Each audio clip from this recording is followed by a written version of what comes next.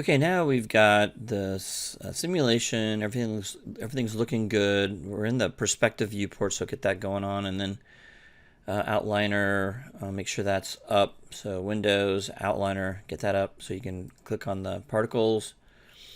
Now, what we need to do now is once we get the simulation, we're happy with that. Then you need to save your work because you've come a long ways. So save your work right now, and then you can move forward. So save scene as, and you can call it whatever you want. I've already got saves in here, so call it whatever you want.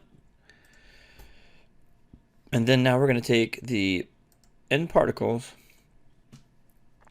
and we're going to go ahead and go to modify, convert end particles to polygons. Okay. And just as I expected, and don't freak out, it will disappear into nothingness. Okay, so what's happening is that the poly surface 1, it's not exactly sure what to do, so I've got to go back to end particles. End particles is actually connected to the poly surface, and so I can go into end particle and go to end particle shape. And what we want to do is just kind of look at everything and scroll down to where are we at here? Output mesh. So under output mesh, we've got a threshold. So let's go ahead and just kind of turn that up a little bit. We're going to mess around with the radius and the triangle size, and pretty soon it should pop up. We're going to go ahead and turn this to 800. That's a high resolution. Okay, let's bring this down, and you can start seeing if I bring the threshold down, it's starting to show up here. If you go too low, it kind of explodes. Triangle mesh size, let's bring that down to something as low as we can go. Okay. I guess it makes it look a little bit more like water. Okay. If you go too low, it starts going backwards. So kind of got that little sweet spot there you're looking for. Okay, and it really depends on your scene and your scale where that comes up. And then we've got the blobby surface scale here. I'll mess around with that a little bit. Kind of like what we had before.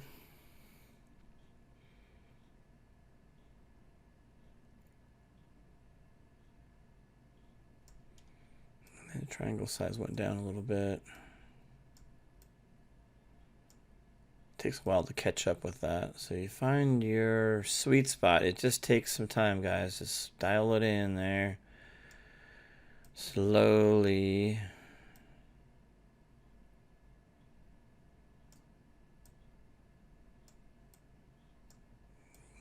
The blobby surface scale is about, they're kind of connected, the blobby radius scale and the triangle, the mesh triangle size. So we have to be careful. You can see we get some weird things going on there with that. We don't want to. I think I've got, yeah, that's about where I had it before. I'm just going to play with this a little bit more.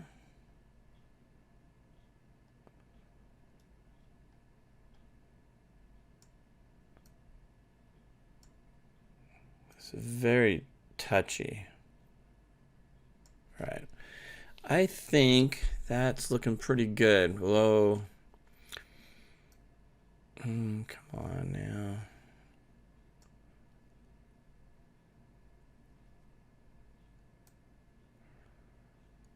Okay, I'm going to try 1.2. See if that helps.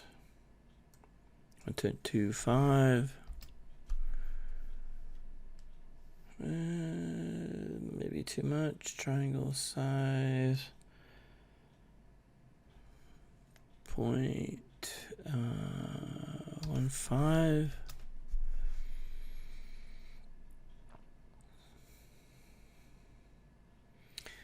A little curdly there.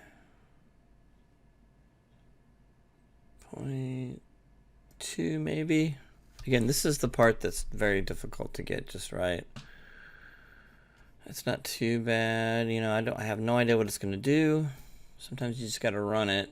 I'm going to turn that, get that out of the way. And a lot of times, because I had some stuff come out of here, let's mess around with the threshold here. Let's see if I can get that showing a little bit better.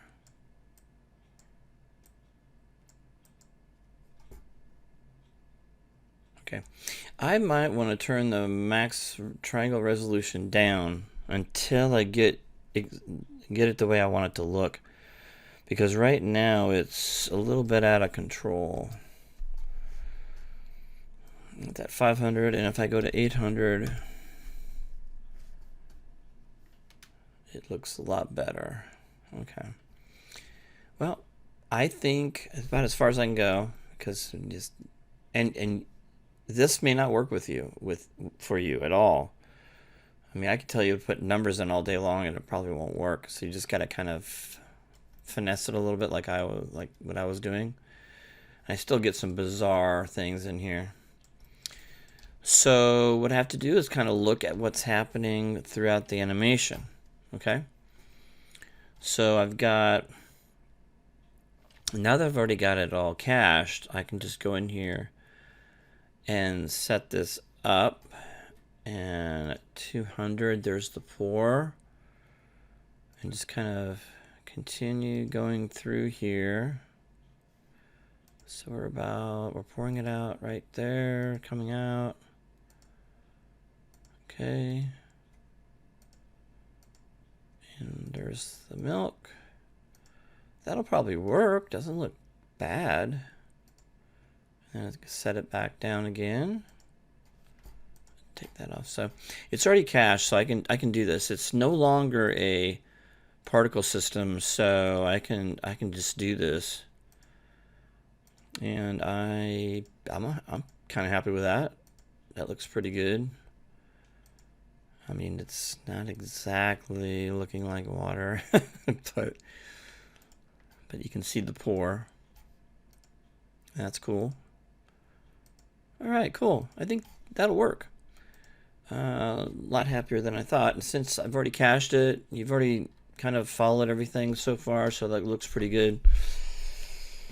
Better than the last time I did it. And every time I do it, it's different. Okay? So just remembered a couple things here.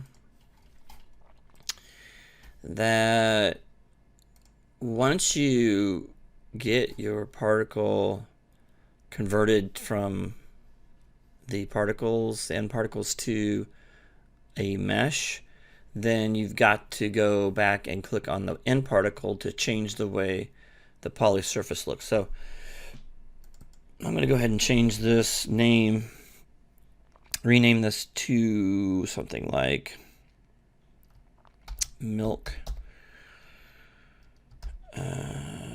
liquid or something like that. Milk. All right, so I'm going to click on that. All right, so with that done, you can see how it looks. It looks pretty crazy. It's just the mesh. And what's crazy is it's still connected to the end particles. So let me show you. It's pretty wild. So if I click on the end particle, end particles, it's still connected to the milk, and it's pretty wild that if I go in here and go to particle shape and I want to change something in here, let's say instead of mesh method, we've got triangle. Okay, so if we go to the milk, you can see the triangles in it. Now, if I go in here and go from triangle mesh to quad mesh, look what it does. It's pretty wild looking. Okay. So, the funny thing is that if I go in here, and you would think quads would look better, but actually the triangle mesh looks much better, and it's probably going to render a lot better than a quadrangle mesh. Now, if you wanted to take a step further, you could probably take, because this is a mesh anyway, so the mesh can be then quadrangled, and then once you delete the history, these two won't be connected anymore. So the simulation has been cached, and the liquid is now would be separate if I went ahead and deleted the history. But anyway, I'm going to keep it all connected. It doesn't really hurt anything. And so the next video, you can continue watching my older videos on how to add materials like glass and stuff to, and then takes you through how to use pre-made materials like glass and milk. So please watch those videos, and I hope this helped you guys. You're not going to be rendering this, but you're going to, I think I would like you to do a play blast of that. Let's see here. Xvid, you need to download that video codec, because that's what I want you to be doing your play blast with. So make sure you do that. So give me probably a play blast of that, and just so you have it. Okay, and make sure you save your work. And then you'll have to render your scene. You'll have to create a new really cool looking scene. You'll have to texture your tabletop. Okay, I think mine was just black. And then get an HDR image in the background to reflect all the beautiful glass you're going to have in here to make it look as realistic as possible. And then you'll turn in the images. Okay, and I don't know if I'm going to have you guys do a play blast or not. Just turn in what I'm asking you to turn in. You should be good to go. All right. So some of you may get stuck. And I usually will take a play blast, but it's 10 points off. So if you just turn in a play blast of the liquid pour, you don't go any farther, then it's 10 points off. The renderings are really needed. But a play blast will work. You know, if you do a really good job, it looks good, then, you know, you'll just get 10 points off for not rendering. But I really like to see that those renders. Okay. All right. So hopefully this was helpful, and this is 2024, so you know it's possible to do this. I had to figure this all out, and it was just basically based on using the spheres. Okay. All right. So I'll talk to you guys soon. Watch the next videos on how to render this out, adding materials and all that stuff. All right. I'll see you then.